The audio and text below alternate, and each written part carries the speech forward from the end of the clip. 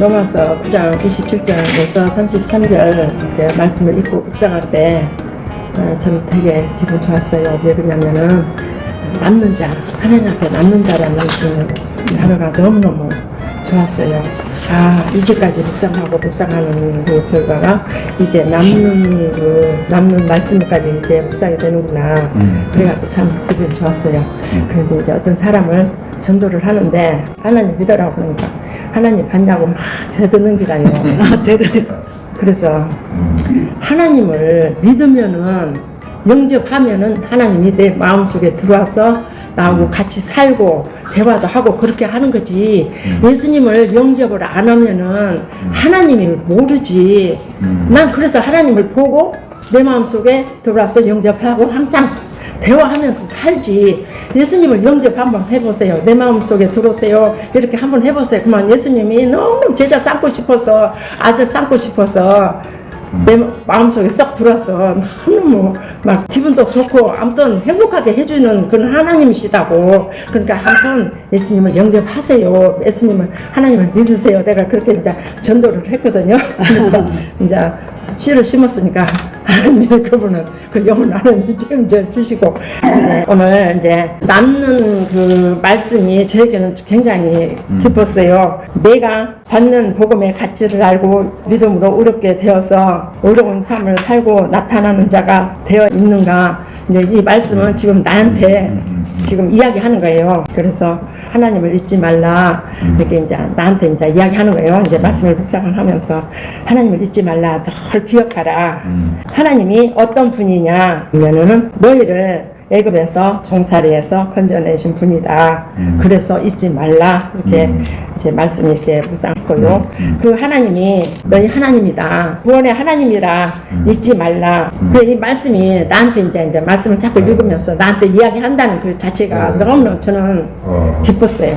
하나님을 믿는다고 하고 예수님을 믿는다고 하고 사람들과 내 자신이 어떻게 하고 있는지 환난과 핍박이 있어도 오직 예수님만이 구원이시다. 남는 자라는 것은 바벨론에서 그와 같은 고난과 고통 속에서도 오직 여호와만 섬기겠다고 결심하겠다고 살아남는 자가 남는 자다. 자꾸 남는 자 저 일하면서도 남는 자 하나님 앞에 남는 자가 참 복되구나 그렇게 생각을 했어요. 예수님이 십자가에 못 박혀 죽으시고 부활하시면서 그분이 죄 없이 되심을 나타내셨기 때문에 그리스도 십자가 공의가 되어짐을 나타나는 것이다. 그렇게 생각이 들고요. 하나님 말씀하신 대로 여호와 하나님만이 믿는 자가 구원인데 영생은 그가 보내신 것을 아는 것, 그것을 아는 사람이 믿는 자요 의롭다 함을 얻는다. 아무튼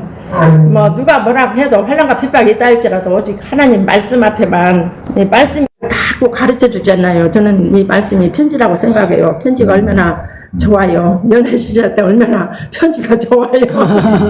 그래서 이 말씀이 편지처럼 늘 또 있고 그래요. 그래서 이렇게 히브리서 남는 자라고 이렇게 생각할 때 히브리서 11장 1절에서 40절까지 한번 또 찾아서 읽어봤어요. 이것도 제자들이 참 믿음을 지키고 성경에 기록할 만큼 남는 자가 되었구나 그런 생각을 했습니다. 하나님의 영으로만 산 자가 되어 성령님만 의지해야 되겠구나. 세상에서는 금방 다 불태워지고 다 없어지고 그러기 때문에 하나님 말씀만이 나를 살리는구나 이렇게 묵상을 했습니다. 우리 권사님은 아주 세상에 때가 안 묻어가지고 그냥 그대로 다 받아들이는 이 말씀 요게 나한테 얘기하는 거 편지. 그래서 내가 애굽에서 너를 데리고 온 거 꺼내온 거 기억하는 거. 우리 이번에 말씀 묵상을 하면서 자꾸 기억하여라 나를 기억하여라 이런 소리를 이제 그런 생각이 들었다고 하시는데 하나님을 우리가 생각하고 기억하는 그게 하나님하고 대화하는 방법이에요. 예, 그래서 우리 묵상하는 게 그런 거거든요. 하나님을 생각하고 하나님을 기억하는 거. 하나님을 어떤 상을 생각하는 게 아니고 하나님의 행하신 일을 기억을 하는 겁니다. 이게 창세기부터 요한계시록까지 하나님이 행하신 일 아닙니까? 구속의 역사. 이걸 우리가 생각하고 기억하는 그런 것이다. 그게 하나님하고 대화하는 방법이다 하는 이런 것들 얘기할 수 있습니다. 우리 렘넌트들 남은 자들 해가지고 바벨론 제국에 가서 이스라엘 백성들이 거기서 딱 하나님을 동쪽에 예루살렘 성전을 향해서 쳐다보면서 그때부터 막 기도하지 않습니까? 예루살렘에 있을 때에는 맨 우상 숭배를 하던 사람들이 포로로 끌려가가지고 그거 갖다 놓으니까 그거서부터는 그냥 막 그거 쳐다보면서 기도를 하기 시작을 하는. 그래서 이 사람들을 중심으로 해가지고 BC 537년에 포로기환을 하지 않습니까? 이 5만 몇천 명이 포로기환을 하는데 이 사람들 남은 자들이란 말이에요. 이 사람들이 와가지고 한 것이 스룹바벨 성전 건축하는 거. 다시 하나님하고 이제 하나님의 집을 다시 지어가지고 우리가 다시 이제 이 하나님의 나라를 건설한다.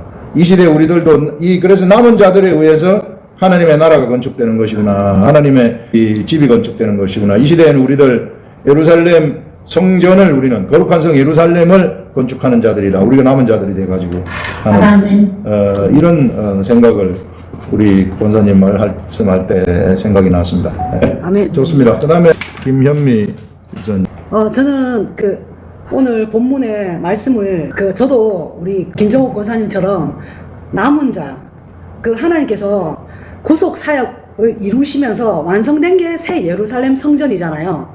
그래서 새 예루살렘 성전에서 하나님이 우리 아들들과 함께 하나님의 영원한 안식 속에 들어가게 하기 위해서 지금 이 세상의 약속의 씨를 통해서 완전히 사람을 하나님의 아들로 근본을 바꾼 사람, 그런 사람을 새 예루살렘 성전에 12제자가 기초돌이면 우리는 그 기초돌 위에 올라가는 돌이다. 그게 남은 자다. 남은 자가 되려면 어떤 조건을 갖추어야 되는지 여기 딱 두 가지가 나오더라고요. 33절에 여기 이사야서 28장 16절 우리가 하나님의 아들들이 되려면 예수 그리스도를 통해야만 우리가 그 기초돌에 그 위에 돌로 놓여진다. 그게 첫 번째고, 두 번째는 이 돌은 시험한 돌이다. 예수님이 40일 동안 사단에게 또 시험 당하잖아요. 그래서 어떤 시험, 어떤 핍박, 어떤 고난도 통과한 돌이다. 예수님만이 오늘 새벽기도 때 마침 목사님이 욥이 마지막에 보면 회개하나이다 하는 게, 그게 왜 회개하나이다 하냐면 아무리 인간이 의로워져도 행위로 의롭게 제사를 매일 드려도 이 혼과 육은 원죄를 갖고 있는 사람은 구약의 모든 사람들, 이스라엘 민족들은 죄를 완전히 씻어낼 수 없는 원죄 속에서 율법을 행하는데 그거는 완전해지지 않는다. 근데 욥은 의롭다고 자꾸 이제 하나님 앞에 나는 하나님 의로운데요, 내가 뭘 잘못했습니까? 하나님 말해 주십시오. 내가 뭘 잘못했어? 이런 시험을 받습니까? 이런 식으로 자기 의를 가지고 나가잖아요. 그러니까 하나님이 네가 의로우냐? 그렇게 의로우냐? 그러면 네 이 세상을 창조했느냐? 네가 베헤못을 창조했느냐? 리오여단을 만들었느냐? 그러면서 창조주인 나하고 같은 반열에 설 수 없다는 거죠. 단지 너는 피조물이지 않느냐? 단지 내가 시키는 거, 율법을 지키라고 했을 때 순종한 거 우리 보고 말하는 거죠. 우리가 하나님의 말씀을 보고 우리가 하나님의 일을 한다고 행위를 가지고 막 아무리 나가도 예수님 앞에 가면 나는 완전 정말 죽을 죄인밖에 안 된다는 거죠. 그래서 예수님을 통해서만 내가 완전히 하나님의 아들이 된다. 나의 혼과 육까지도 완전히 근본이 바뀐다. 그래서 하나님의 아들이 된다. 예수님이 12제자 베드로한테 반석이라고, 베드로라고 이름을 반석하는 거 돌이잖아요. 그래서 베드로가 베드로라는 이름을 딱 받았을 때 베드로가 딱 했는 거는 주는 그리스도시요 살아계신 하나님의 아들이십니다. 그 믿음의 고백. 그래서 우리 인간은 의로운 걸 가지고 하나님 앞에 나가는 것이 아니라 예수님을 통해서 의롭게 될 수 있습니다. 나는 예수님이 십자가에 죽으실 때 내가 같이 죽었습니다. 예수님이 그 일을 하기 위해서 오셨습니다. 감사합니다. 이게 믿음이잖아요. 예수님만이 나의 구세주십니다. 예수님을 통해서 내가 하나님의 아들이 됩니다. 그렇게 내 자신을 항상 하나님 앞에 낮추고 또 나는 예수 그리스도를 통해서만 하나님의 아들이 될 수 있습니다. 요것만 주장하라는 거죠. 그래서 그런 자가 남은 자가 된다. 창세기 28장 45절 46절에 보면 리브가가 지난번에 장자권을 사모했던 야곱을 이렇게 거짓말을 하게 만들고, 그래서 장자권을 갖게 만들어서 결국은 도망가기까지 하잖아요. 그래서 리브가가 하는 말이, 에서가 이방의 여자와 결혼해서 사는 것 때문에 내가 삶이 싫어졌다. 이거를 이삭한테 이야기하거든요. 그래서 저는 리브가의 최고의 바랬던 게 하나님의 그 장자권, 그 상속권을 아들이 에서가 받기를 원했는지도 몰라요. 그러나 에서가 장자권도 경홀히 여기고 장자 명부를 팔아버렸잖아요. 고전에 쭉한 그릇으로 팔아버리고 또 그 다음에는 이방 여자를 2명을 데리고 와가지고 결혼을 해버리니까 장자권을 받아서 약속의 씨를 탄생시킬 수 없도록 에서가 살아버리는 것을 보니까 이 엄마로서 그 리브가가 그 마음속에 그 하나님의 마음이 느껴지더라고요. 저는요. 내 삶이 싫어진다. 고통을 느끼는데 이사야서 1장 13절에 보면 하나님이 그대로 고백해요. 이스라엘 백성들을 보면서 야, 난 너희들이 가지고 오는 그 재물, 그 많은 그 헛된 재물, 나는 그게 너무너무 싫다. 14절에 보면 내가 그거를 지기에 곤비하다. 내가 너무 지쳐있다.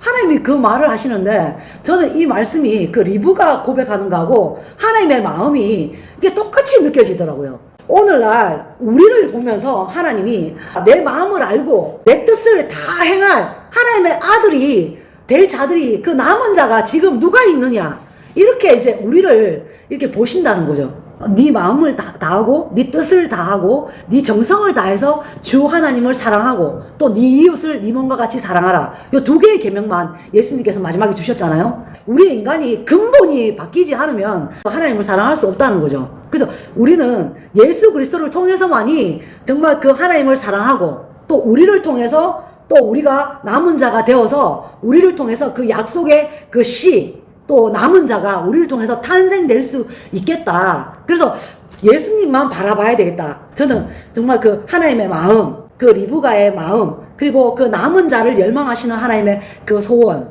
그런 게 이게 다 이렇게 한 대로 딱 연결이 되면서 아, 하나님이 나를 향해서 원하시는 게 뭔지 생각하게 됐습니다. 집사님이 말씀하신 것 중에 이스라엘의 12제자들이 기초돌이 돼가지고 예루살렘 성을 건축하는데 그 이제 남은 자들이 돼가지고 예루살렘 성의 기초돌이 됐다고 그러잖아요. 그 이름이 기초돌 위에 있다는 것은 그 사람들이 기초돌의 역할을 했다는 거거든요. 그러면서 요 기초돌 위에다가 이제 우리가 성을 쌓아 올라가는데 이제 그 이후에 남은 자들이죠. 그 이후에 남은 자들에 의해서 이 거룩한 성 예루살렘이 쌓여져 올라가는데 요거는 예수 그리스도를 통해서만 쌓을 수 있다. 아멘.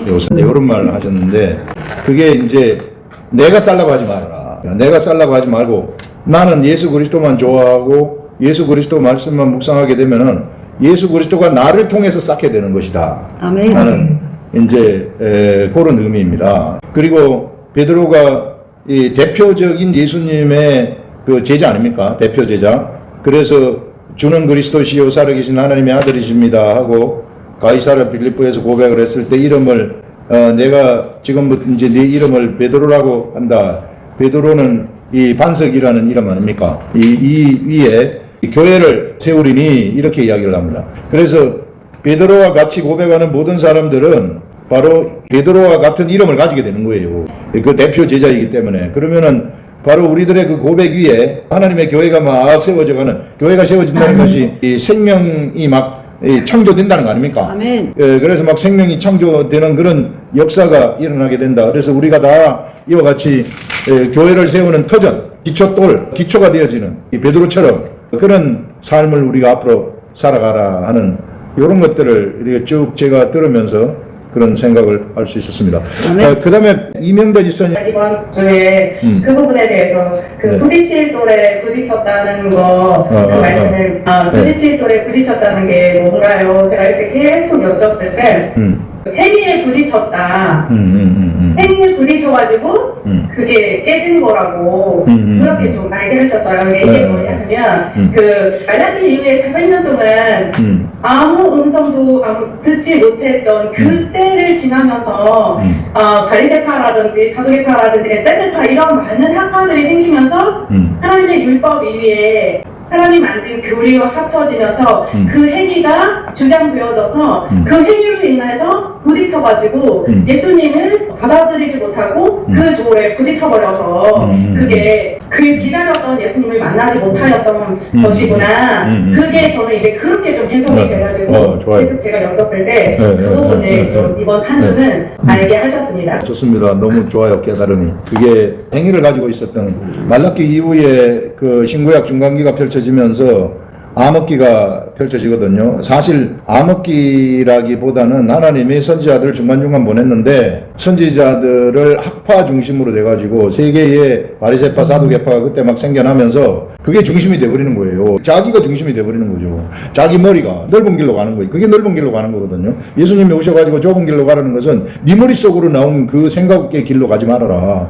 이 시대에도 교회가요 얼마나 많이 자기 머릿속으로 나온 목회자들이 머릿속으로 나온 그 생각의 길로 사람들을 데리고 간단 말입니다. 로만 가톨릭이 그렇게 다 데리고 가가지고 다 망했잖아요. 이게 그래서 유대인들이 그 자기 생각으로 데려가가지고 유대교로 전부 다 사람들이 따라가니까 예수님이 오니까 못 알아보잖아요. 못 알아봐가지고 예수님 앞에서 바로 박살이 나버리잖아요. 그냥 부딪혀버린다고요. 그 예수님을 맞이해야 될 그 사람들이 예수님과 함께 그 세상에서 하나님의 나라를 건설해야 될 그 사람들이 버려버리니까 그 버린 예수 그리스도의 그 돌이 모퉁이의 머릿돌이 되어가지고 그때부터 그게 시작이 되어가지고 새로운 나라를 건설하는 그런 것들 우리들한테 보여주지 않습니까? 그래서 그들이 자기 머릿속으로 나온 생각의 길로 갔다. 그래서 여러분들 이 시대에도요 제발 내 생각의 길로 가지 마시라는 거예요. 그냥 우리는 말씀을 행하는 게 내 생각으로 막 하나님의 일을 막 행하는 게 아니에요. 뭐 유대인들이 하나님 안 찾았던 거 아닙니다. 하나님 때문에 금식 일주일에 2번 하고요. 일주일에 1번 구제하고요. 난리 쳤어요. 어마어마하게 율법적이고 그 해보세요. 일주일에 2번씩 굽는다는 게 없습니까? 이런 삶을 살았던 사람들인데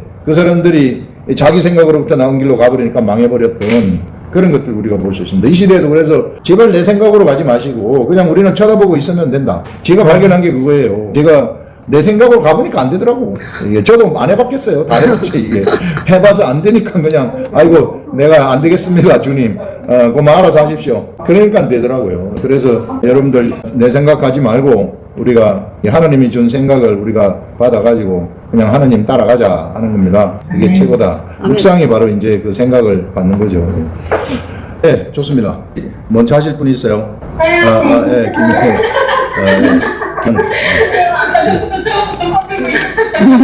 제가 두 번째 할게요. 그럼 선생님부터 한번 해보세요. 예. 네, 죄송합니다. 제가. 경쟁이 치열하구만. 저는 요번에 이제 말씀 묵상을 하면서 이제 주님의 자리가 이제 우리의 신앙에 있어서 얼마나 절대적인 것인지가 드러나는 부분이구나. 그런 것을 이제 느꼈습니다. 이제 27절, 29절을 보면은 여기에서 계속 이제 이사야가 말하고 있는 거는 아브라함에게 내렸던 그 하나님의 약속이죠. 너의 자손이 바다의 모래와 같이 무수할 것이며 그들이 모두 이제 영원한 기업을 받을 것이라 말하셨습니다. 그래서 우리는 이 약속의 말씀을 그냥 이제 단순히 뭐 신실하신 하나님은 그걸 모두 지키실 것이고 따라서 이제 이스라엘의 모든 백성들이 구원받았으니까 성취되었다. 그렇게 이제 생각하지만은 하지만 이렇게 생각할 수도 있었습니다. 주님이 이제 씨를 남기시지 않으셨더라면 우리는 소돔과 고모라와 같이 되었을 것이라고. 즉 이제 주님은 씨를 남긴다는 그 자손이 무수할 것이라는 약속을 지키셨지만은 그 이상의 것, 정말로 우리가 소돔과 고모라와 같이 멸망하지 않고 그리고 정말 유업을 이어받아서 영원한 나라를 이루기 위해서는 육에서 난 것, 그러니까 율법에 얽매이지 않고 오직 주님을 의지하는 믿음에서 비롯되는 그러한 의로움이 필요하다는 것이 나타나고 있다고 생각했습니다. 그와 반대로 유대인들은 이제 30절부터 계속 33절까지 유대인들은 이제 약속이라는 그 언약을 믿기는 했지만은 그것이 오직 주님의 긍휼하심과 자비로우심으로 이루어진다. 즉 하나님과 그 명이 주체가 된 계약이라는 것을 까먹어버렸어요. 결과적으로 그 사람들은 내가 이러이러한 법을 지켜야만 주님이 이 약속을 행하실 것이다 한다고 해서 스스로의 행위와 율법에서 난 그것이 진짜 의라고 탁게 빠지게 되었습니다. 이것은 이제 그들의 그 뿌리 깊은 선민 사상이라든지 교만 그리고 사회적인 학습의 근거가 되었죠. 그게 바로 주님의 사랑과 가르침보다 인간의 가르침을 우선시한 결과가 되었습니다. 하지만 이것은 이제 역으로 우리에게 반면교사가 되기도 한다. 그렇게 생각이 들었습니다. 하나님은 우리를 영적으로 택하셨지만 우리는 여전히 육과 혼에 붙잡힌 존재여서 어떻게든지 간에 육과 혼이 영을 자르게 하려고 우리는 애를 쓰지만은 그 방법이 무심코 유괴 방법이 될 때가 참 많아요. 그래서 유대인의 경우에는 그것을 율법과 온갖 까다로운 계약, 규칙을 지키는 거고, 결국 그것은 산자의 하나님이라는 말을 어긴 채 죽은 내 옛 자아가 주체가 되어서 하나님 역사를 진행하려고 애썼던 그런 꼴이었습니다. 그렇기 때문에 우리가 이제 산자가 되어서 영의 말을 들으려면 이런 말씀을 중심에 두는 신앙, 주님의 가르침을 나누고 이해하면서 정말 내가 이 저자, 이 모든 성경의 저자와 똑같은 생각을 정말 구분이 되지 않을 때까지 읽고 또 읽고 그것을 편지 삼아서 주님과 교통하는 삶이 필요하구나 그런 생각이 들었습니다. 우리 박예린 선생님이 방금 얘기한 것이 이스라엘 백성들이 그 하나님의 선택을 받았지만은 그들이 세상 자기 생각을 따라가 버렸다는 거, 육의 생각을 따라가는 거. 여기서 얘기한 것처럼 그들은 그 의의 법을 따라간 이스라엘은 율법에 이르지 못했다. 자기 행위죠.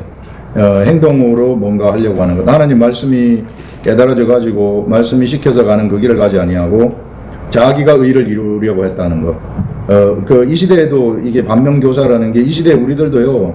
얼마나 많은 그리스도인들이 내가 뭐 하나님의 일을 하려고 하는 사람들이 얼마나 많은지 몰라요. 똑같아요. 이스라엘 백성들하고. 우리는 하나님의 일을 할 수 있는 사람들이 아니고 우리는 그냥 말씀이 우리 속에 들어와야 말씀이 우리를 통해서 하나님의 일을 하는 겁니다. 요게 돼야 되거든요. 요게 되면은 성경에서 나타나는 일들이 다 경험이 돼요. 근데 사람들은 내가 하나님의 일을 막 하려고 하기 때문에 성경에서 나타나는 모든 기사와 이적들이 경험이 안 됩니다. 이게 가만히 보니까 그래요. 이 사람들이 막 하나님의 일을 자기가 하려고 얼마나 용을 쓰는지 몰라요. 근데 그러다가 어쩌다가 막 이 기적 같은 거 이런 거 좀 특이한 걸 경험하면 막 어쩔 줄 모르고 그러는데 우리는 매일 이걸 경험해야 된다. 굳이 내가 어떤 사람이 문제가 있어가지고 막 난리를 치고 뭐 하고 이럴 것 같으면은 그 사람을 위해서 그냥 기도를 해주게 되면은 하나님 이 사람 이렇게 해주세요 하게 되면 진짜 그 사람한테 그런 일이 일어나요. 막 하나님의 일을 내가 하려고 그렇게 하지 말고 좀 믿으라는 거예요. 말씀을 좀 믿어라. 우리 하나님이 말씀하는 게 그거거든요. 너희들이 내 말을 좀 믿어라. 내 말을 믿으면은 된다. 그래서 말씀을 이렇게 믿어가지고 우리가 믿는 대로 기도하고 행동을 하게 되면은 다 되더라. 수많은 사람들이 막 급해가지고 자기가 앞서가는 그런 것들 우리가 볼 수 있습니다. 우리 오늘 선생님이 얘기하는 게 그런 것들. 이 사람들 유대인들 그래서 다 놓쳐버렸잖아요. 유대인들이 비껴나버리고 이방인하고 체인지가 되어져 버리는 기막힌 일들이 일어나 버렸다. 그래서 절대 우리가 옛날의 길을 답습에서 따라가지 말자. 로만 가톨릭이요 따라갔어요. 이게 유대인들이 간 길을 갔다가 유대인들 바리새인 서기관들이 만들었던 그 유대교죠. 유대교를 천주교로 만드는 쪽으로 가버렸다. 기가 막힌 거죠. 네, 좋습니다. 그 다음에 우리 김 선생님. 이번에 이제 27절에 이스라엘 자손들의 수가 비록 바다의 모래 같을지라도 남은 자만 구원을 받으리니 여기서 그냥 예수님을 믿고 천국 가는 거 이 이상의 영이 새로 태어난 우리 앞에 펼쳐지는 그냥 우리 하나님과 매일같이 동행하는 그 남은 자, 좁은 길로 가려는 그 남은 자 앞에 이루어지는 매일의 구원, 뭐 문제의 구원, 질병 구원, 그러니까 복음을 전하면서 이루어지는 구원, 이 구원이 매일매일 이 땅에서 속히 이루어진다. 이런 말씀이구나라는 생각이 들었어요. 근데 이렇게 우리가 남은 자이자 시인데 이렇게 시가 된 게 저희가 저희 행위를 의지한 게 아니라 제가 너무 잘나서 제 행위에 의지해서 제가 경건해서 그런 게 아니라 정말 제가 부족해서 저 하나님 없으면 안 돼요. 진짜 하나님 너무 필요해요. 이렇게 매일매일 의지하면서 말씀 의지하면서 나아가는 저번 주부터 계속 이제 드는 생각이 내 부족함마저 하나님이 사용하시고 그 부족함을 위해서 우리가 쉬고 남은 자가 되어서 제 부족함과 모자람이 하나님으로 인해 제 자랑이 되는구나. 약간 이런 한 주가 묵상 이런 생각이 많이 들었어요. 정말 우리가 부족하고 모자라기 때문에 하나님을 의지하는 게 최고예요. 사람들이 내가 안 부족하다고 생각을 하기 때문에 내가 하나님의 일을 하려고 하거든요. 그냥 우리는 하나님만 쳐다보고 하나님 감사합니다. 그냥 하나님 말씀만 그냥 계속 들여다보고 있으면은 말씀이 나를 데리고 가는 거예요. 내가 잘난 것처럼 따라가면 안 되고. 여기 우리 보시면은 27절에 남은 자만 구원을 받는다. 그 이스라엘 자손의 수가 비록 바다의 모래 같을지라도 이게 남은 자가 있다는 거죠. 이게 이스라엘 백성들 하나님이 혈통적 유대인을 하나님이 유대인이라고 한 게 아니었구나 하는 것을 지금 여기서 얘기를 하고 싶은 거예요. 이게 남은 자들, 렘넌트들 이런 자들을 아브라함의 자손을 그 남은 자가 바로 아브라함의 자손이었구나 하는 정말 우리가 아무것도 할 수 없어야 돼요. 이 지난 주일에 우리 대구 아름다운 교회에서 나간 말씀이 가난한 자, 배고픈 자, 애통하는 자가 복이 있다고 그렇게 예수님이 산상수훈에서 얘기하셨거든요. 왜 그 사람들이 복이 있느냐 하면은 그 사람들이 본체의 하나님을 만날 수 있기 때문에 본체의 하나님이 그 속에 들어와 가지고 정말 이 자신이 그 본체의 하나님 로고스의 하나님이 우리 속에 들어와서 우리가 그것을 운영하는 자가 될 수 있는 그런 자들이기 때문에 그래서 우리가 지금 가난하고 애통하고 배고픈 것이 얼마나 감사한 일인지 모른다. 이게 그게 없으면 우리가 예수님을 만났겠어요. 여러분들 뭐하러 예수 믿으러 나왔습니까? 부유하고 잘 나가고 잘 살았으면 나왔겠어요. 뭔가 결핍하고 부족해서 모자라가지고 다들 나온 거죠. 저도 모자라고 힘들고 세상살이가 힘들고 그래서 나왔지 뭐 내가 풍족하면 뭐하러 예수님을 찾겠어요. 그래서 부족한 게 우리들한테 얼마나 좋은 건지 몰라요. 결핍된 거. 그리고 막 아픈 것도요 교만치 않도록 하기 위해서 사단의 가시를 사도 바울한테 줬다 그러잖아요.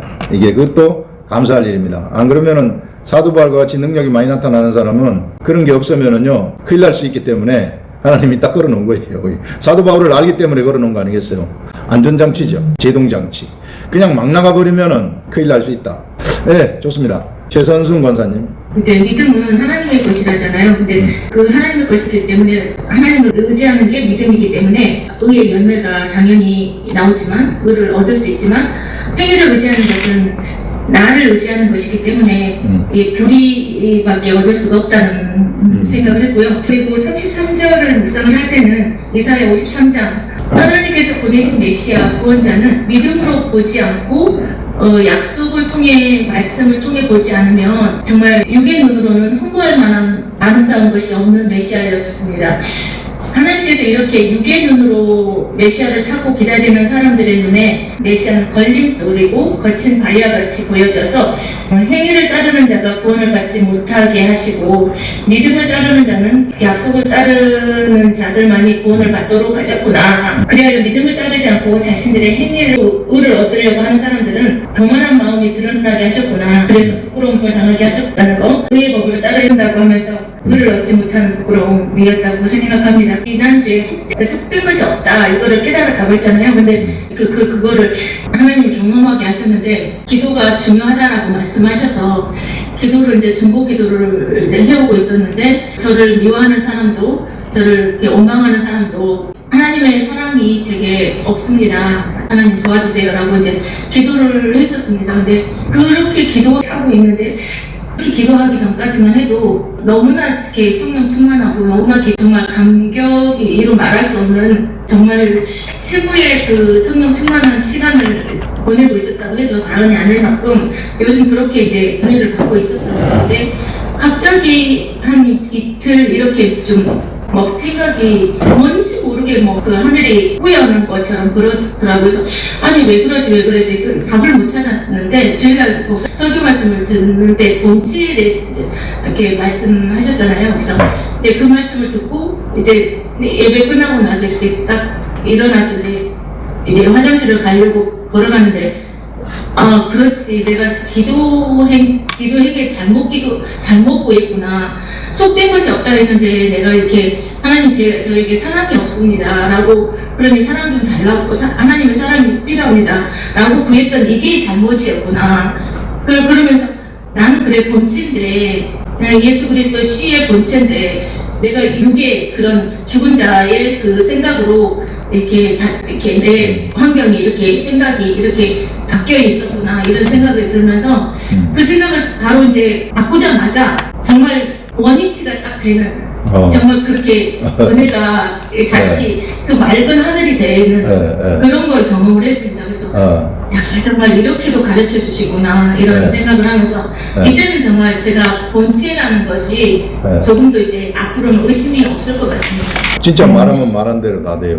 뭐 문제가 있다고 이제 저한테 전화를 해 온다거나 뭘 할 것 같으면은 저는 그냥 기도를 해주고 요렇게 삶을 한번 바꿔보세요 하고 요런 말만 하는데 그분들이 그대로 말 듣고 그대로 하면은 거기서 하나님은 그냥 경험을 해버리는 거예요. 예, 이게요 우리 하나님 살아 계시기 때문에 우리가 말하는 거 전부 다 듣습니다. 그러니까 굳이 내가 인간적인 생각으로 내가 막 뭐 가가지고 뭐 하려고 할 필요가 없어요. 필요하면 기도하고 말씀대로 내가 살면 말씀이 나한테 알려주는 대로 행동하고 그대로 말하고 이래버리면은 하나님이 알아서 다 하시는 그런 것들을 너무 많이 봐요. 제가 이렇게 우리 교회에서 목회를 하면서 이제 뭐 여러 가지 이런저런 것들 많지 않겠습니까? 그래서 이제 우리 교회에 오고 싶으신 분들이 있어서 이제 그냥 자의적인 생각으로 오는 게 아니고 성령님이 우리 교회에 이 사람이 맞고 또 성령님이 가라고 하는 것을 경험을 시키고 정말 그런 삶을 경험하고 와야 되지 않겠습니까? 그냥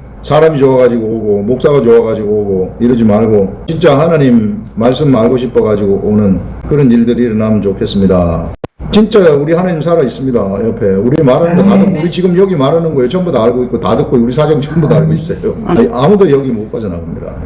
우리 그 권사님이 사랑을 주세요 기도한 게 네가 사랑인데 뭐 사랑을 달라하느냐 그거 아니겠어요? 네가 사랑 그 자체인데 그러니까 뿌옇게 경험을 하게 한 거죠. 이제 하나님이 영적 세계를 뿌옇게 답답했다는 거죠. 이게 답답했는데 말씀이 되면서 깨달은 거죠. 이제 깨달으니까 그것이 싹 거쳐져 버리는. 내가 너한테 하늘과 땅의 모든 권세 다 줬고 네가 내 아들이고 네가 바로 나의 본체다. 이 본체가 네 속에 있다. 본체와 같은 예수 그리스도가 하나님의 본체이신데 그 본체와 같은 그것이 너한테 네 속에도 있다. 그 사랑 아닙니까? 사랑. 근데 그 사랑을 이미 줬는데 자꾸 달락하면은 하나님 입장에서 맞죠. 그걸 우리 하나님한테 실감나게 깨닫게 하신 거예요. 진명자 권사님. 저는 33절에 이미 하나님은 저에게 모든 것을 다 주셨더라고요. 예수님 한 분 때문에 나는 부끄러움을 당할 수가 없는 자녀가 되어 있는 상태인 거예요. 제가 벌써 그 예수 그리스도가 내 안에 나와 함께 임마누엘로 계시니까 나는 부끄러움을 당할 수 있는 존재가 아니고 그런 환경이나 뭘로 나를 공격해올지라도 그것은 그냥 허상이라는 거. 어떤 때는 하나님이 저를 바로 잡아주시기 위해서 그 고난 가운데서 경험하게 하게 하시고 또 하나님이 아버지가 그것을 통해서 자녀에게 말씀하시고자 하는 것을 깨닫기를 원하시는 그 하나님의 마음. 그렇기 때문에 저는 결코 가난하면서 부욕해 하신 하나님이시고 약함에서 강하게 만들어주신 하나님. 이유는 예수 그리스도 주님 때문에 또 부활하신 주님이 나의 주님이고 하나님은 내 아버지이시기 때문에 이번 주 유난히 제가 많이 고백했던 게 하나님은 내 아버지시고 하나님은 내 아버지시다. 아버지, 하나님이 내 아버지가 되셔서 너무 감사해요. 이 고백이 참 많이 했어요, 이번 주에. 그 이유는 예수님 그 아들을 세상에 보내주셨다는 그게 너무너무 감사하고 저도 옛날에 최상순 권사님처럼 저는 사랑이 없었던 자고 너무 이기적인 자고 나밖에 모르는 사람이었고 정말 참 그랬던 사람이었기 때문에 그때 당시에 주님의 사랑을 좀 부어주세요 이런 기도를 참 많이 했었던 적이 있었어요. 그 전에 그러니까 이전에 전에 그 율법 안에 딱 붙여서 내 행위로 교회에서 말씀이 선포되어질 때 이렇게 은혜의 복음 이런 복음을 거의 들어보지 못했어요. 그런 메시지를 늘 율법에 매여있는 복음 그 십자가에서 예수님이 죽으신 그 죽음 그것만 많이 메시지를 받았기 때문에 저는 그 율법 안에 아주 그냥 꽉 갇혀 있었고 되게 바리새인 같았고 서기관 같은 믿음이었고 저는 그랬었거든요. 로마서 12장 2절 말씀이 그냥 확 깨달아지는 거예요. 너희는 이 세대를 본받지 말고 오직 마음을 새롭게 함으로 하나님의 선하시고 기뻐하시고 온전하신 뜻이 무엇인지 분별하도록 하라고 하신 그 말씀이 이제 점점 말씀을 묵상하면서 이게 이 말씀이었군요. 아버지 이렇군요. 주님 감사합니다. 이게 고백이 계속되어지는 거예요. 그러니까 제 생각이 바뀌어지고 내 안에 하나님 이미 너한테 다 주었잖아. 나는 너에게 다 주었어. 이것을 너가 사용을 해. 이게 막 깨달아지는 거예요. 내 삶 속에서. 그러니까 그게 깨달아지니까 주의 영이 있는 곳에 자유함이 있다는 그 말씀이 얼마나 진짜 자유하죠. 너무 자유한 거예요. 제가 그 안에서 그 자유함, 이게 막 풀리는 거, 풀어지는 느낌, 죄인의식에서 묶여있다가 이렇게 이제 그렇죠. 나는 예수 그리스도와 함께 같이 부활했다는 그게 막 내 안에서 막 이렇게 역동적으로 살아나는 거죠. 김명자 권사님 이제 영의 생각이 속에서부터 막 팡팡 솟아나가지고 그게 오는 생각이 영의 생각이거든요. 속에서 영이 우리한테 이런 생각을 가져다 주는 기쁨의 생각이라든지 부끄럽지 않다, 이 나 생명의 생각, 즐거움의 생각, 이런 생각입니다. 그래서 우리가 하나님의 아들, 우리가 하나님의 딸이라고 말하지 마세요. 영의 세계는 남녀가 없습니다. 다 모두가 다 하나님의 아들들이다. 그래서 이 속에 이미 하늘과 땅의 권세 다 가지고 있고 하나님하고 말씀 묵상하고 기도를 통해 가지고 우리가 대화를 하는데 이렇게 대화를 하다 보면은 저절로 거기는 생명이 우리한테 묻어오기 때문에 그래서 저절로 생명력이 넘칠 수밖에 없어요. 우리 권사님이 지금 그런 상태이고 이제 사람 붙여주면은 그 사람한테 이 생명을 그대로 자연스럽게 전달하면 돼요. 그러면은 그게 죽은 자를 살리는 것이고 사람을 낚는 어부가 되는 것이다. 우리가 그렇게 사람을 영적으로 낚는 그런 어부입니다. 네, 좋습니다. 그 다음에 우리 권사님. 29절에 우리에게 씨를 남겨두지 아니하셨더라면 우리가 소돔과 같고 고모라와 같을 것이라고 말씀하신 그 말씀에서 소돔과 고모라가 심판을 받게 된 것은 사실 의인 10명이 없어서 심판을 받게 된다고 성경 말씀이 있잖아요. 그래서 이스라엘 백성이 하나님께 심판받을 수 없는 그런 절망의 상황 속에도 하나님께서는 씨를 남겨두셨다는 거예요. 맞아요. 그것이 이사야서 2장 13절에 보니까 밤나무와 상수리나무가 배임을 당하여 그 구루터기가 남아있는 것 같이 거룩한 씨가 이 땅에 구루터기니라. 그분을 우리가 믿음으로 받아들이고 말하면 예수 그리스도의 거룩한 씨가 우리 안에 들어오게 되었다는 거죠. 그래서 그 사람을 믿는 자는 30절에 보니까 내가 걸림돌과 거치는 바위를 시온에 두노니 그를 믿는 자는 부끄러움을 당하지 아니하니라. 우리가 예수 그리스도를 믿는 사람은 결국 부끄러움을 당하지 않는다는 것이죠. 그 걸림돌과 거치는 바위도 사실은 예수 그리스도인데 여기서 걸림돌이 왜 걸려질까? 믿음으로 하지 않고 의로 행하려고 행위로 하려고 보니까 그리고 또 거치는 바위가 됐다는 것은 예수 그리스도를 믿지 않기 때문에 결국 넘어지지 않았나 이런 생각을 하게 됐고요. 그를 믿는 자는 결국 부끄러움을 당하지 않는다는 것을 여기서 알게 됐습니다. 그래서 우리가 예수 그리스도를 믿는다는 것 자체가 은혜고 사랑이고 깨닫게 되었고요. 그래서 너무 감사함을 드리고요. 그럼 우리가 이제 예수 그리스도를 말하면 거룩한 시인 예수 그리스도의 시야가 우리 안에 들어왔다면 우리도 그런 거룩한 자로 살아가는 것이 마땅하다고 생각을 합니다. 근데 그 내 힘으로 되는 것이 아니고 여기 32절에 믿어지면은 우리 삶이 변화가 되고 그 행위도 같이 이제 동행한다는 것을 저는 이제 깨닫게 됐어요. 그래서 야고보서의 그 믿음이 그의 행함과 함께 일하고 행함으로 믿음이 온전히 되었다 이런 말씀이 22절에 나오는데 이 믿음은 들으면서 나는 거죠. 하나님의 말씀을 들을 때 믿음이 생긴다는 거죠. 이 들으면 뭘 통해 하나님 말씀이라는 거죠. 그러니까 우리가 하나님의 말씀을 듣고 그 말씀을 우리가 묵상하고 그 말씀을 우리가 행하게 될 때 믿음이 온전하게 된다는 것을 저는 여기서 깨닫게 돼서 결국 그렇다면 우리는 부끄러움을 당하지 않을 것이다. 저는 참 이 말씀 묵상하는데 너무너무 감사해요. 예전에는 말씀은 알았지만은 그냥 아는 걸 이렇게 흘러보냈던 거라면 지금은 이렇게 말씀을 깊이 묵상할 수 있어서 이 말씀이 이끌어간다고 이 말씀의 깊이를 조금씩 알아가는 것 같아요. 조금씩 변화되는 거, 그냥 내가 말씀을 알았다는 거, 감사하는 거. 그러다 보니까 이제 제가 만나는 사람한테 이렇게 자꾸 전하거든요. 말씀 묵상해봐라. 묵상하면 정말 중요한지 아냐. 저 자신은 그냥 이 말씀을 내가 이렇게 깨닫게 되고 말씀 묵상하는 것 자체 너무 감사하고 지금은 그냥 열심히 묵상하자 이런 주의를 바라고 있습니다. 네, 좋습니다. 우리가 하나님 말씀이 들어오게 되면은 말씀이 나를 데리고 가서 행하여 가지고 의를 이루는 것, 이게 정통 방법인데 여기 이 사람들은 하나님 말씀이 아니고 내가 의를 이루고 행동을 해가지고 의를 이루려고 하는 거. 이 차이를 이제 이야기를 하신 거예요, 이게. 우리가 그 제대로 알아야 됩니다. 내가 뭘 하려고 하지 말고, 내가 하나님의 말씀을 계속 들여다보고 있으면, 말씀이 나한테 깨달아지면 저절로 행동할 수밖에 없는 거예요.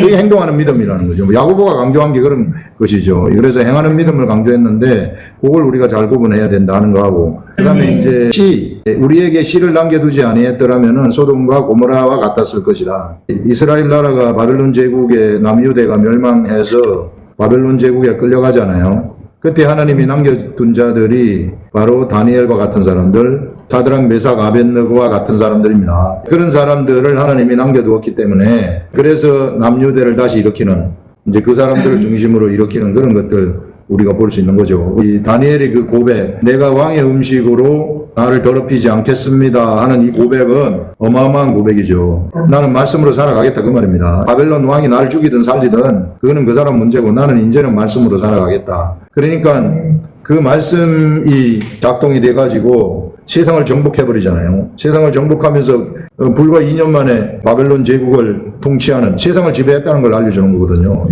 국무총리가 돼버리는 그런 것들을 우리가 볼 수 있습니다. 그래서 우리는 이 시대의 그루트기와 같은 자들이다. 바로 그 다니엘과 같은 그런 그루트기와 같은 자들, 말씀 붙잡고 가는 자들. 그렇기 때문에 우리가 세상을 붙잡고 있는 겁니다. 안 그러면 세상은요, 소돔과 고모라하고 똑같아서 바로 멸망이에요. 바로 우리가 중심이라는 것입니다.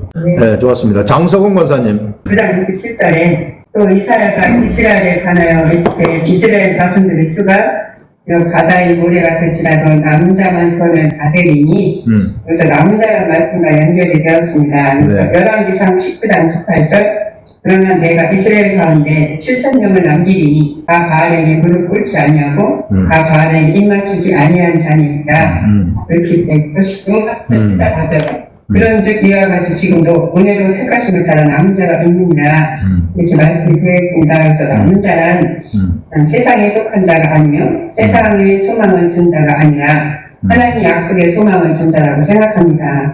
남은 자란 유명한 자가 아니고 무명한 자입니다. 이들은 하나님의 은혜로 택하심을 받은 자이므로 두려움이 없는 자이며 자기나 부르나 치우치지 않고 충만한 자입니다. 요한복음 3장 8절에 바람이 유위로 불매 네가 그 소리를 들어도 어디서 와서 어디를 가는지 알지 못하나니 성령으로 난 사람이 다 그러하니라. 그러므로 이스라엘 백성이 불기둥과 구름기둥으로 이끄심에 순종하며 따라간 것처럼 지금도 저는 날마다 말씀 묵상하며 성령의 인도하심을 따라가는 자가 남은 자라고 생각합니다. 네, 맞습니다. 우리 권사님, 성령에 이끌려 가지고 살아가는 사람들, 이런 사람들이 이 시대에 남은 자다. 하나님은 시대별로 전부 남은 자들을 다 배치해요. 북이스라엘에 보면은 북이스라엘이 정말 아합하고 이세벨이 선지자들 다 죽이고 마지막 그 엘리야 선지자 죽이려고 잡으러 댕기지 않습니까? 예, 그때 엘리야가 다 사람들 다 죽고 나 혼자 남았습니다. 그러니까 아니다, 아직도 바알한테 무릎 꿇지 아니한 하나님의 사람들 남은 자 7,000명을 내가 남겨뒀다. 보이지 않는 가운데에서 하나님이 그 사람들을 남겨두고 그 사람들을 통해서 이 세상에서 하나님의 역사를 이끌어 가신다는 거예요. 이 시대에도 우리가 그때 엘리야가 볼 때는 지밖에 안 남은 줄 알았는데 7,000명이나 남겨져 있다고 그래요. 이 시대가 악하고 뭐 복음 전파가 안 되고 뭐 이렇다 하지만은 이 시대에도 역시 하나님이 남은 자들을 딱 가지고서 하나님이 이 시대의 역사를 이끌어가고 계신다 하는, 구름기둥, 불기둥이 있지 않습니까? 이게 이제 딱 되면은, 자, 이제 가자 하면은 짐 다 싸가지고 옮겨가야 되잖아요, 이게. 이런 것처럼 이 시대에도 이 성막의 불기둥이 오순절 다락방에 이 불의 여와 같은 것이 우리 사람의 머리 위에 하나씩 딱 있지 않았습니까? 이게 우리가 가게 되면은 그거 가는 거하고 똑같은 거예요, 우리. 그래서 그 성령님을 따라라. 이 시대의 그 불꽃은 어디로 가는지 지시하는 걸 우리가 어떻게 합니까? 기록된 말씀을 통해서 깨달음으로 우리가 하는 거죠. 성령님이 그거 깨닫게 해주시는 거예요. 불꽃이 그거 깨닫게 해주시는 것이다. 예나 지금이나 옛날에는 그렇게 보여줘가지고 인도를 했지만은 이 시대에는 우리한테 알려주면서 따라가도록 하는 거예요. 마음에 감동이 돼가지고 이 시대가 더 좋은 거죠, 그때보다. 네, 아주 좋습니다. 집사님. 장승호 목사님이 지금 다 말씀하셨어요. 제가 다 중복이 되고요. 이 바알에게 무릎 꿇지 않는 7,000인. 그리고 제가 이거 남은 자만 구원을 받으리라는 그 말씀에서 저기 계시록에 보면은 단 지파하고 에브라임 지파가 없어졌잖아요. 그래서 그 지파들을 생각하게 되었어요. 그 입상 통계 때문에 그 지파들이 14만 4천의 수에 들어가지를 못하였는데 정말 그래서 그 말씀을 생각하면서 무슨 생각이 나냐면 청함을 받은 자하고 택함을 받은 자. 마가복음 22장 14절에 청함을 받은 자는 많대, 택함을 받은 자는 적으니라. 그 생각이 들면서 이 시대에 정말 우리가 과연 택함을 받은 자가 아닌가. 그렇죠.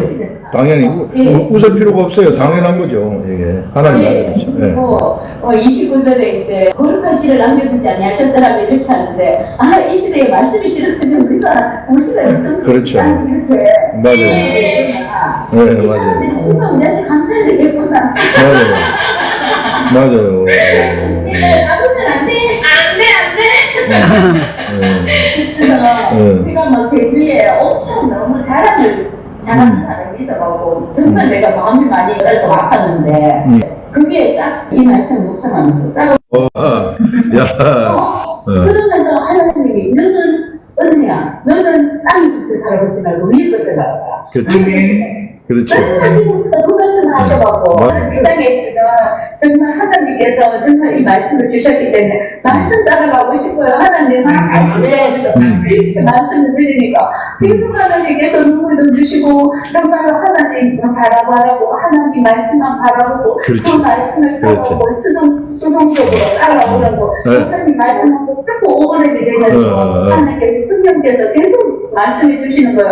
그래서 그 사람들이 이제는 그런 말에도 전에는 참말로 못마땅했대. 저걸 왜 이렇게 잘하고 해야 될까? 그냥 이러고 잘못 있어도 다 나중에 알게 될 건데 이렇게 못마땅했는데 이제는 오늘 그 소리 들어도 마음이 그냥 제가 편안해지면서 나는 이런 것만 바라봐야지 이 땅의 것은 아무것도 내 것이 아니야. 자녀도 내 것이 남들도 내 것이 아니야. 위로를 주시더라고요. 그래서 제가 말씀 묵상이 너무 감사하고 정말 목사님과 여러분께 너무 감사했습니다. 너무 좋습니다. 우리 집사님도 아주 이 현실 세계 속에서 막 말씀의 생명력이 넘쳐나고 그게 현실에서 세상을 삼키는 생명의 성령의 법이 지혜와 사망의 법을 갖다가 막 삼키는 이런 것들을 삶 속에서 경험을 하고 계시는 것이죠. 우리가 말씀 묵상을 하게 되면은 하나님과 대화를 하는 거거든요. 하나님하고 대화를 하는 사람이 세상에 가장 무섭습니다. 이 세상에 육적인 칼이 무서운 것도 아니고 창이 무서운 게 아닙니다. 하나님 말씀을 가지고 다니면서 하나님하고 대화하는 게 가장 무서운 사람이에요. 그 방법이 묵상하는 겁니다. 우리 요즘 아침에 욥기를 하고 있는데 욥기 마지막 부분에 욥의 친구 3사람하고 엘리후 4사람이 나와가지고 3회전 논쟁을 하지 않습니까? 논쟁을 하는데 그때까지만 해도 뭐 욥은 전혀 변하지가 않아요. 사람이 아무리 사람 말 해봤자 다 소용없어요. 근데 하나님의 말을 딱 들으니까 바로 바뀌어버리는 걸 볼 수 있죠. 하나님이 말씀을 욥을 책망하는 말을 하기도 하고 그러지만은 이게 책망하는 말이 온다 할지라도 하나님의 말씀을 듣게 되면은 생명이 거기서 묻어 나오는 거예요. 우리가 살아 움직이게 되어지는 그런 일들이 일어나게 되는 거죠. 그래서 대화하는 것. 사람하고도 대화 안 할 수 없지만은, 그러나 우리가 하나님하고 대화하는 거 절대 놓치면 안 된다. 그리 하면은 세상에 가장 무서운 사람입니다. 이 사람이. 하늘과 땅의 모든 권세가 그 대화하는 사람에게서 나와있기 때문에. 이렇게 좋은 게 있는데 사람들 이걸 말할 것 같으면 헛방 들킨단 말이에요. 오늘도 참 내가 우리 교수님들하고 점심 먹고 난 다음에 다 교회에 다니고 이런 사람들이 있는데 우리가 이게 말씀 그대로 보고 말씀대로 기도하면은 병이 낫기도 하고 막 여러 가지 하여튼 이게 그러니까 삶 속에서 하나님의 말씀이 나타난다는 것을 안 믿는 거예요. 사람들이 장로님인데도 콘크리트 치고 있는 거예요. 병이 왜 낫느냐 이렇게 되는 거죠. 어떻게 중풍병이 고쳐지느냐 이렇게 되는 거죠. 이게 지금 현실에서 고쳐지고 있는데 이게 그거를 죽어도 안 믿는 거예요. 이 콘크리트 같은 저런 철벽의 사람들의 생각을 이게 장로님이신데 어떻게 이걸 안 믿을까? 이게 어떻게 평생 동안 교회 왜 나갈까? 이런 생각이 들어요. 답답해요 진짜. 성경에 나타나는 게 나타나야지 이게 세상 생각으로 가득 채워지니까. 예? 나보고 그러니까 호경영인 것 같아요. 여기 나보고 이게. 난 허경영이가 무슨 기적을 행하는지 모르겠는데 허경영이가 무슨 기적을 행해요? 허경영이 행하는 기적은요 우리 발 밑에 때도 못 따라와요. 그 사람이 무슨 보니까 내 생각에 보니까 무슨 기를 이용해 가지고 같은데 다 소용없어요 그런 거. 그러다가 병 걸려 죽습니다. 성경에서 나타나는 거를 내가 이 말을 하고 있는데 이게 성경에서 이게 나타나면 현실에서 나타나야 되는 거 아니에요? 이게 예수 믿으면서 그걸 안 믿으면 어떡하냐고. 기가 막힌 거죠. 우리 하나님 여기 지금 살아 계시고 같이 우리와 같이 계신데 우리 하나님 무한대의 능력을 가지고 무한대의 지식을 가지고 계신데 좋습니다. 그 다음에 우리 박 집사님. 저는 이번 부분에서 남은 자하고 걸림돌을 묵상하는데 갑자기 제 마음 가운데 예수님의 너희도 떠나려느냐 너희도 떠나려느냐.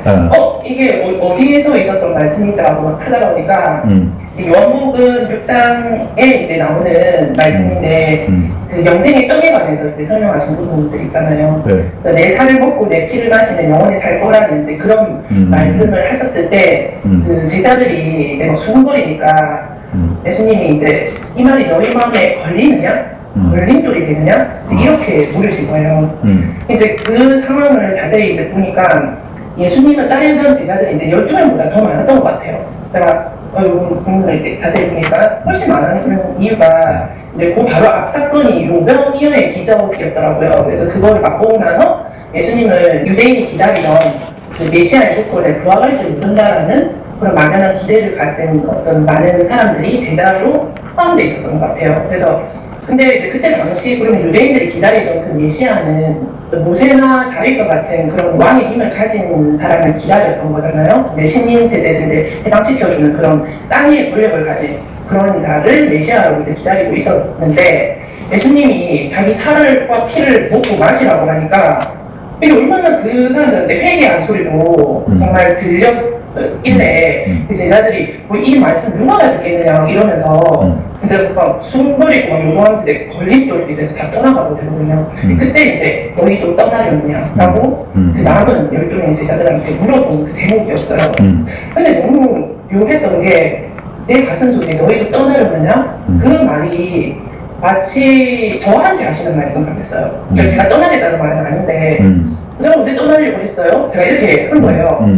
언제요? 이랬는데 그때부터 주마등처럼 제가 수많이 그 예수님의 말씀 앞에서 의심하고 성경을 읽으면서도 수차례 의심했던 일들 예를 들면 뭐 동정녀 마리아에게 성령으로 잉태된 그 사건을 읽으면서도 내 머릿속에는 정말? 이러면서 그러면 이상한 선지자의 그 말씀 인용했으니까 거기 한번 보자. 그래서 막 이사야를 막 뒤벼서 막 보고. 그러니까 사실 앞뒤를 막 찾아보면서 제가 봤던 이유도 어떻게 보면 내가 걸림돌이 됐기 때문에 훨씬 이렇게 본 거예요. 그리고 뭐 불순종했던 부분들도 너무 많았고 교만했던 부분도 많았고 이 지금 떠나간 제자들은 예수님이 이렇게 말을 했거든요. 빵을 먹고 배가 불렀기 때문에 너네가 날 찾아온 거다라고 26절에 영국 6절에 말씀하신 것처럼 땅의 생각을 하고 있기 때문에 영적 세계가 인식될 수가 없는 그런 가운데 있는 그 모습이 나라는 거예요, 다. 그래서 뭐 아까 택함받은 사람, 뭐 초청받은 사람 말씀하셨는데 그 먼저 이제 이 제자들도 그러니까 하나님의 초청을 받았겠죠. 받았으니까 제자의 반열 가운데 같이 따라다녔겠지만 그 눈이 열리고 그 무딘 그 백성의 마음이 깨달아지고 보이려면 성령이 역사를 해주셔야 되는데 이제 그것이 이제 어려웠던 거죠. 이 떠나간 제자들은. 그래서 땅의 것을 갈구하고 사모하고 또는 아니면 그 말씀 자체에 대해서 내가 걸림돌 의심이 생기고 정말 뭐 이런 여러 가지 문제들로 이제 그 사람들이 떠나가고 남아있지 못했다는 거죠. 근데 이제 그런 부분들을 생각했을 때 이건 정말 내가 이때까지 남아서 이걸 그럼에도 불구하고 묻는다는 것은 이건 엄청난 은혜구나. 내가 이렇게 남아있다는 자체가 너무나도 신기할 정도로 은혜로 느껴져서 세상 제가 은혜를 받았거든요. 너무나도 많은. 그리고 심지어는 베드로도 그랬잖아요. 예수님을 주로 시인하고 나서도 예수님이 죽음을 가르치기 시작할 때부터 그 죽음이라는 그 예수님 죽는다는 그 말씀 자체가 이 베드로의 걸림돌이 돼서 항변을 막 하잖아요. 항변하면서 그럴 수 없다고 막 그렇게 얘기하잖아요. 그래서 그런 베드로를 봐도 영적인 깨달음이 이렇게 부족해도 그 가운데서도 끝까지 하나님을 떠나지 않고 차츰차츰 그 영적인 문이 열리고 성화를 이루어가는 것이 맞는 자이지 이제 우리가 처음부터 모든 것을 다 이렇게 알아듣고 들리고 보이고 해서 이게 맞는 자는 아닌 것 같더라고요. 예수님 당시에 그 상황을 이렇게 생각을 해보면 너무나도 이해가 가는 게 백성의 마음이 이제 이사야서 말씀에도 이제 백성의 마음이 무뎌져서 들어도 깨닫지 못하고 보아도 알지 못한다라고 이제 예수님이 그 비유를 말씀하셨는데 이제 제자들한테 너희는 볼 수 있고 기도 드릴 수 있어서 복이 있도다라고 말씀을 하신 것처럼 이제 우리가 복된 자인데 오늘 본문에서 바울 본문에서 하나님이 이스라엘에게 이제 씨를 남겨두지 아니하시면이라고 말씀하셨잖아요. 그 부분에서 구체적으로 이스라엘에게 12명의 유대인 제자들과 같은 아주 극히 작은 소수의 씨를 남겨두지 않았으며 이스라엘 나라는 멸망했고 소돔과 고모라처럼 없어졌을 뿐만 아니라 지금 우리도 없다는 거죠. 우리도 복음 이방인이